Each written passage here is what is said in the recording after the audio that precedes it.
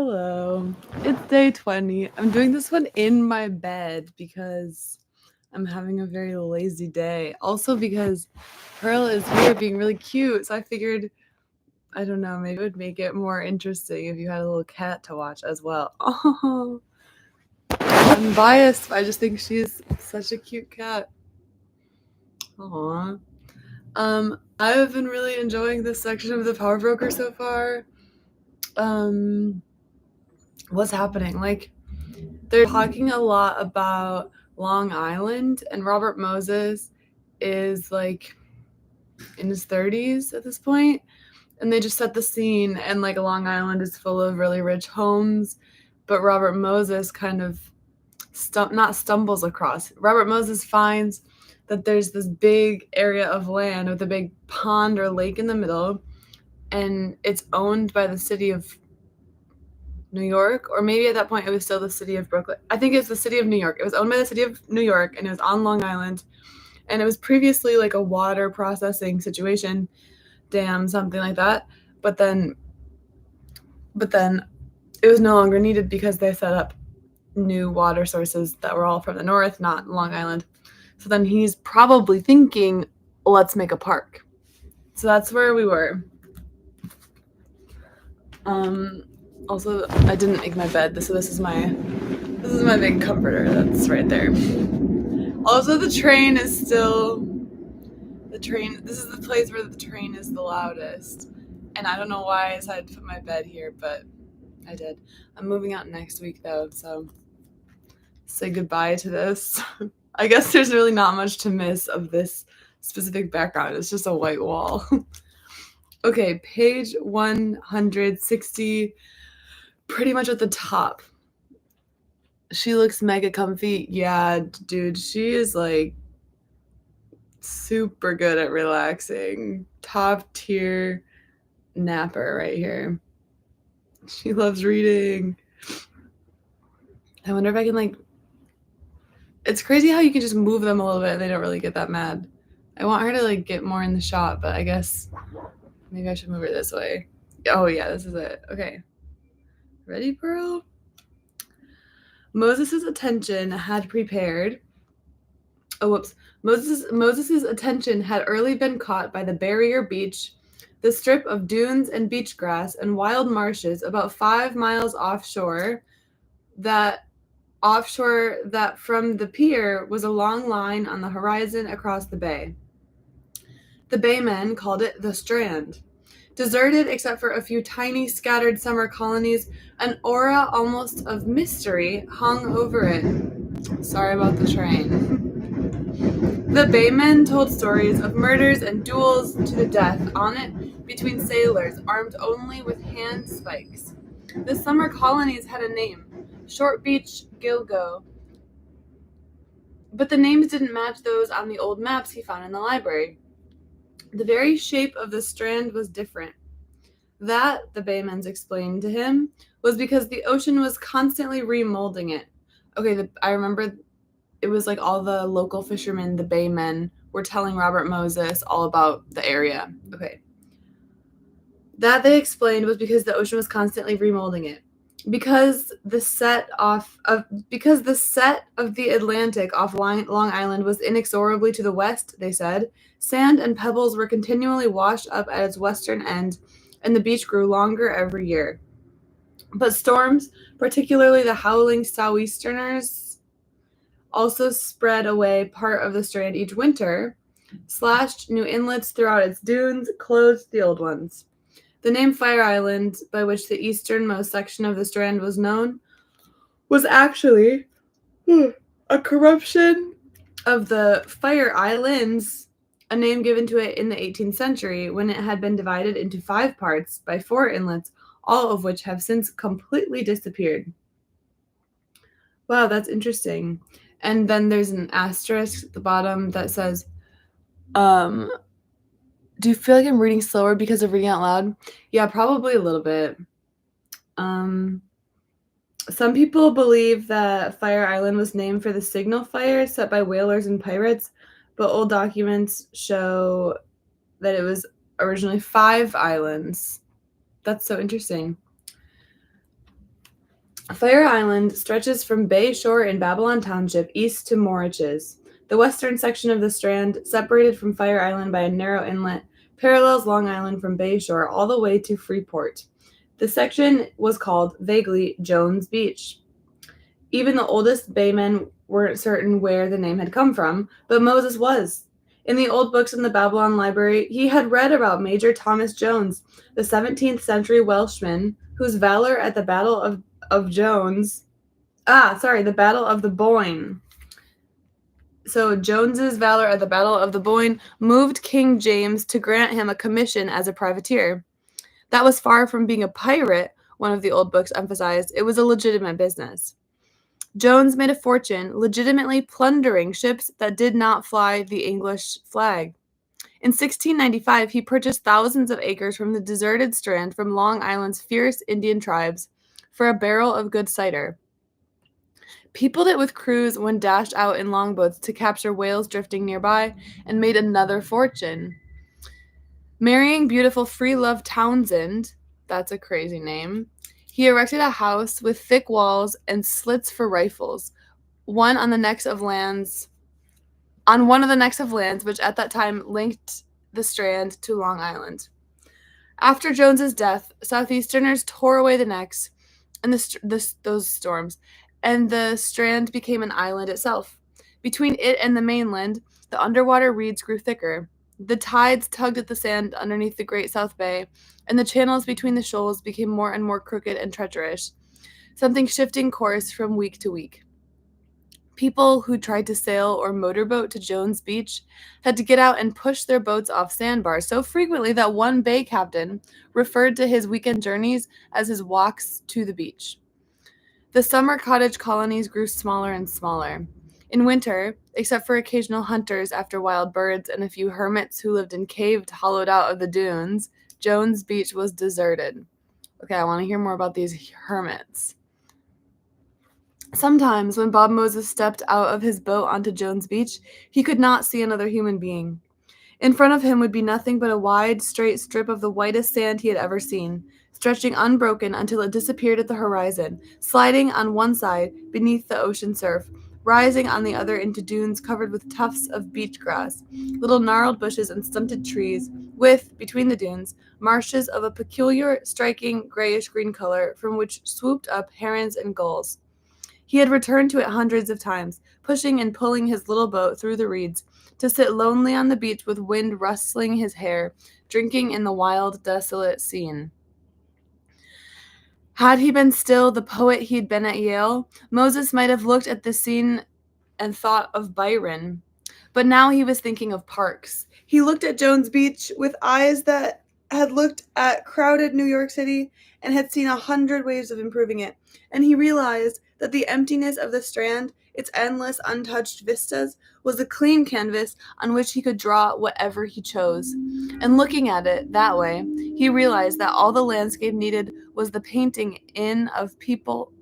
All the landscape needed was the painting in of people to make it a bathing beach, a great bathing beach, a bathing beach such that America had never seen. Moreover, the people, the masses of New York City, were amazingly close. Jones Beach had seemed so cut off from the world, but he realized with a start, when he stood on its western end, that he was less than 25 miles from Times Square. The problem was, of course, to get the people out there. And now, in the evenings, in his Babylon bungalow, Bob Moses began to study maps of Long Island. One night, he suddenly noticed that the water supply properties off Merrick Road lay in a row. A straight line could be drawn through them. Therefore, so could a road. If a road were built out from New York so that it traversed those properties, a substantial part of the right-of-way would not have to be purchased or condemned.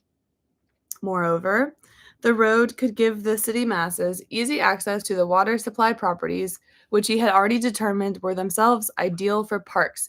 And since one of the properties, the one at Wantagh, ran all the way down to the Great South Bay, another road connecting with the road leading out from New York could be built south down to the bay without the necessity of any purchase or condemnation at all. Once it reached the bay, it would be directly opposite Jones Beach. I'm not very good at having a mental map of this, but oh well. And since the bay was so shallow, it ought to be easy to construct a causeway from the end of the road to the beach. That was the idea behind Jones Beach and the Southern State Parkway, Moses would recall years later. I thought of it all in a moment. Aww. As he thought about the road, he thought about the Bronx River Parkway. Although it hadn't yet been opened, the newspapers were full of stories about it. With the exception of a 3-mile stretch of the Fenway in Boston, and of course the transverse roads in Central Park, the Parkway would be the first highway in the country to eliminate traffic lights and intersecting traffic by lifting all crossroads above it. Wow, that's so interesting. I had no idea that the Bronx River Parkway was the first to do it. The first highway to eliminate. I'm just underlining that because it's interesting. The bridges that carried the crossroads would be faced with stone to blend in with the scenery, and the bordering right of way would be completely landscaped. Newspapers were predicting that it would be the most beautiful road in America.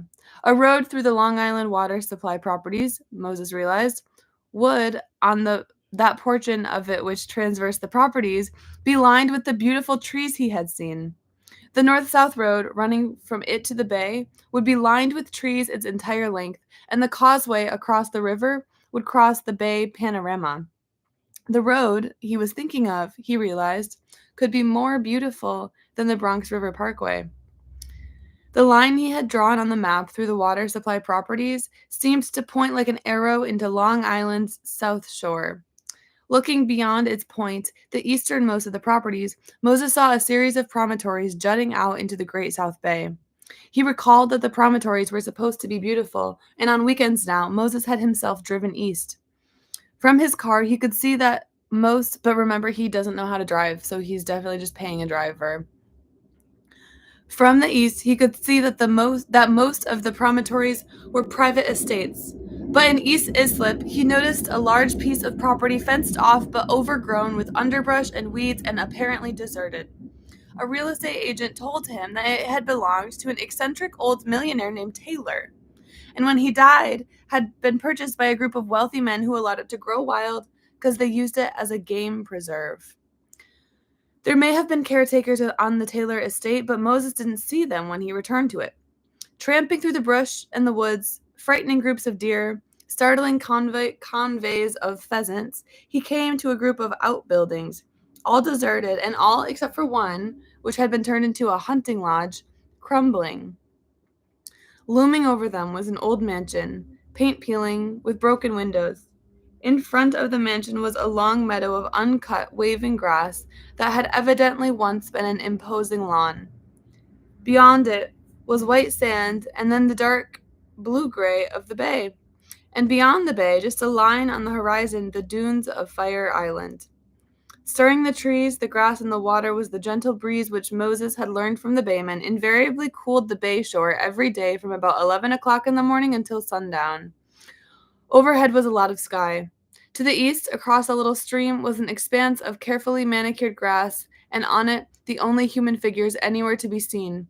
Several foursomes in caps and knickerbockers and long socks striding along with the caddies of the Timber Point Club. Moses had taken to carrying a yellow legal notepad on his excursions. On it now, he began to sketch the property, and on the sketch he drew lines, some to indicate where the bathhouses for the bathing beaches would be, others to show a golf course, and still others to outline where a public bridle path would wind through the trees and where the fences would be placed to pen the deer and pheasants so that youngsters could watch them. Need a little sip of coffee.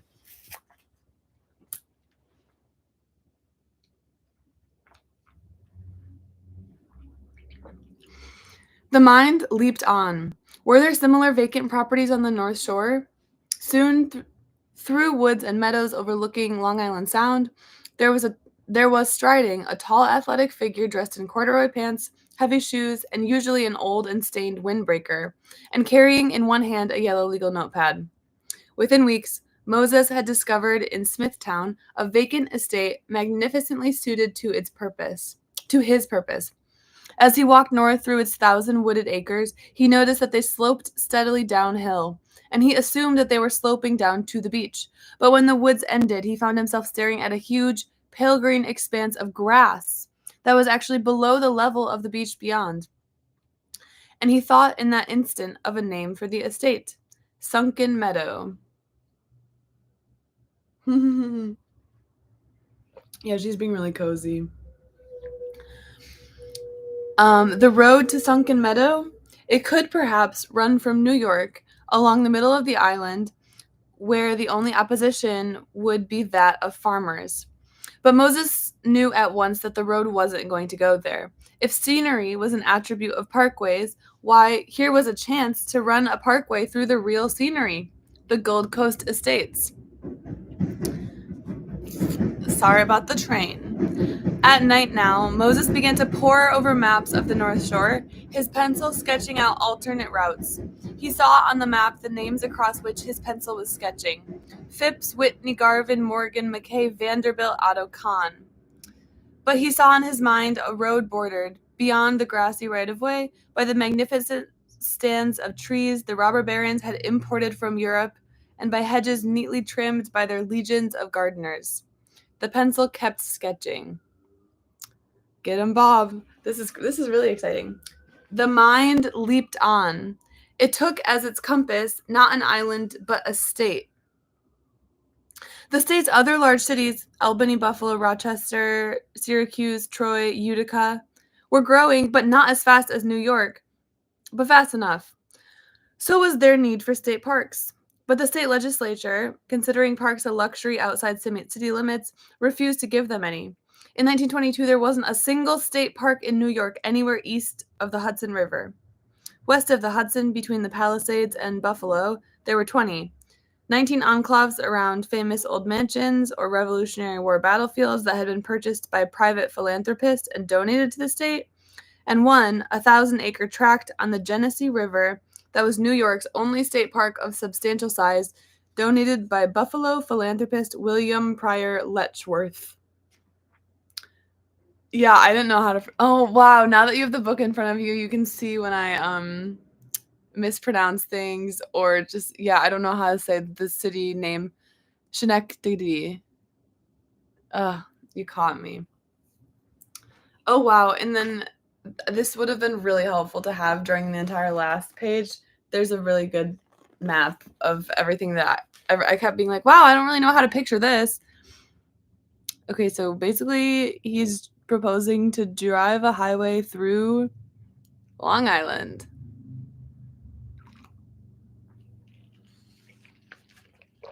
Okay.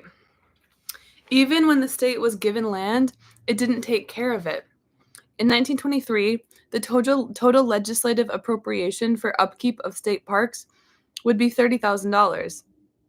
The philanthropists or their descendants or the historical societies designated in their wills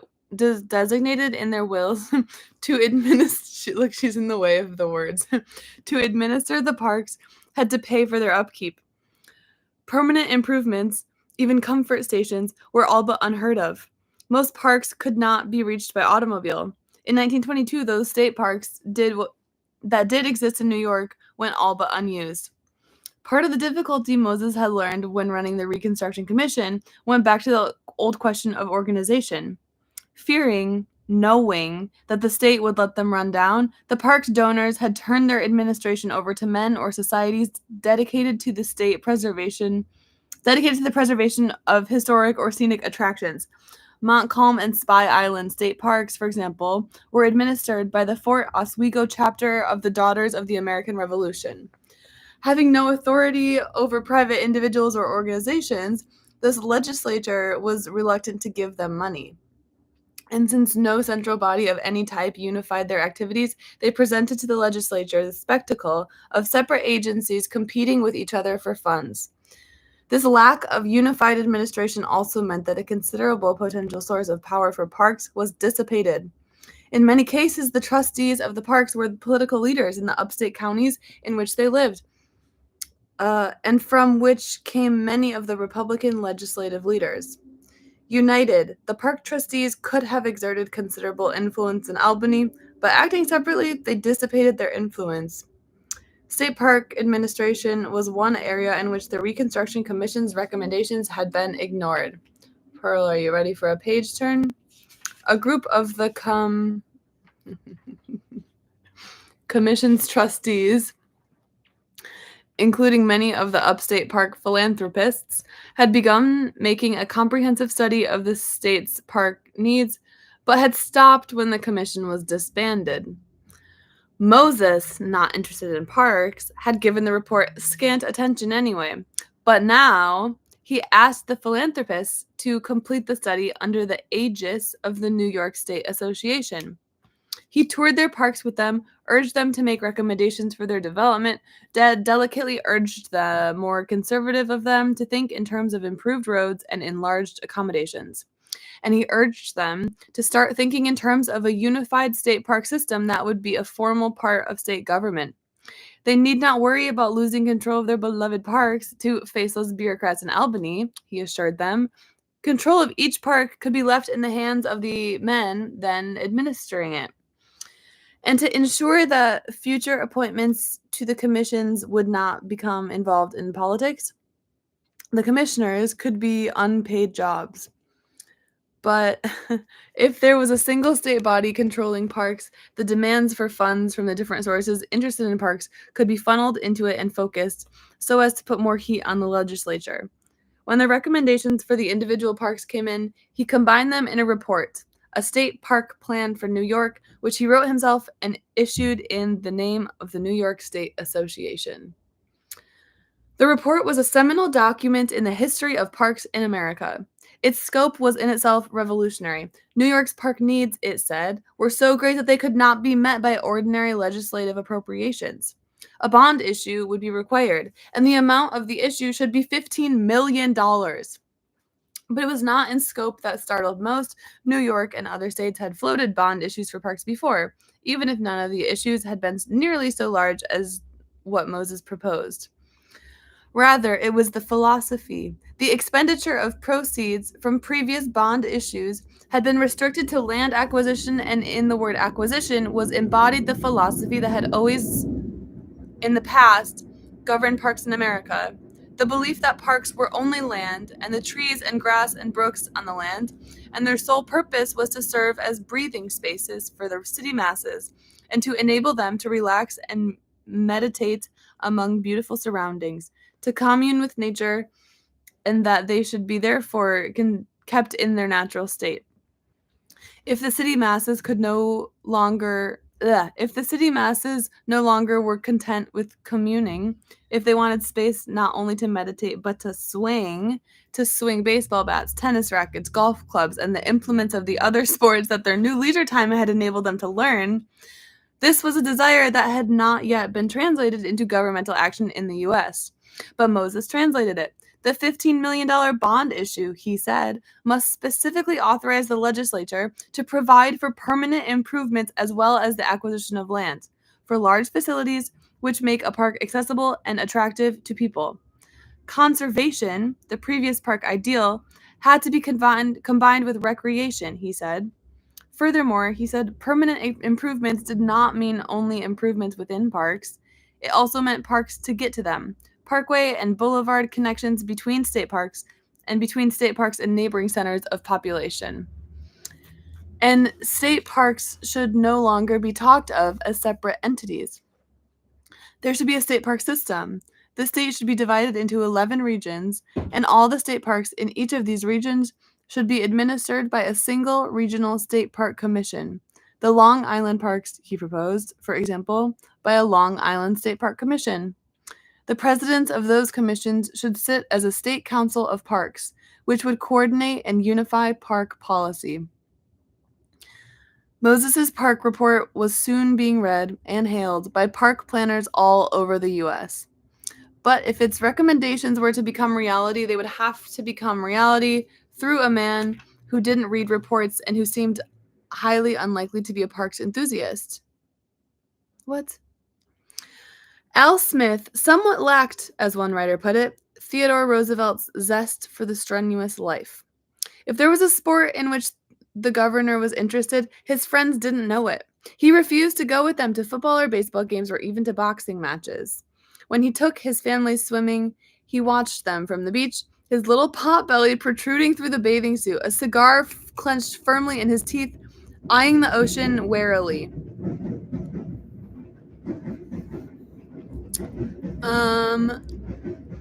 Smith's childhood, moreover, had not prepared him to appreciate Moses' insistence on active sports for the masses. When Moses began explaining his park plan, the governor was dubious. Its cost astounded him. "You want to give the people a fur coat when what they need is red flannel underwear," he said once. But Moses had one advantage. Smith's mind was the type that responded most enthusiastically to what Frances Perkins called the graphic presentation. "The governor," she said, "wanted you to tell him what it looked like. He got more information out of people who would tell him the exact thing they'd seen, who described it in detail. Then he saw what it was like." Anxious to improve the lives of the urban poor, he was especially anxious to improve them through things he could actually see improving them. His governorship was distinguished by his emphasis on works of physical construction, solid and goodbye, Pearl. Solid and viable. Nothing was more visible, solid and visible. Nothing was more visible than the physical entity that was a park, and no one was a more vivid describer, a more graphic presenter than Bob Moses. Sorry that I'm still in sweatpants like in the middle of the day. Okay. After Smith's election in November 1922, Moses persuaded him to visit the New York City watershed properties. They were barren in winter, but with his gift for words, Moses made the governor see them as they could be in summer, with leaves on the trees and people sitting at picnic tables under them. Day after day, pacing restlessly back and forth before the governor's desk, he poured out his ideas in a continual flow of words. Sometimes the other members of Smith's inner circle had to smile at Moses's vehemence and earnestness. Once, as the torrent of words flowed over him, the governor gradually began sinking lower and lower in his chair, and with Moses still talking, disappeared at last under his desk. But when he poked his head up, he was smiling. What? Moses persuaded Smith to attend a meeting of the New York State Association Park Committee at the Whitehall Club and made a lengthy, passionate speech. At its end, Smith arose. "Bob, you win," he said. He directed Moses to draft a special message to the legislature, asking for passage of legislation establishing a state council of parks and authorizing submission of the $15 million proposal to the people in referendum. On April 18th, 1923, 2 weeks after Moses finished the passage, Smith delivered it. Okay, I'm going to stop there. See you later. That was day 20. Goodbye.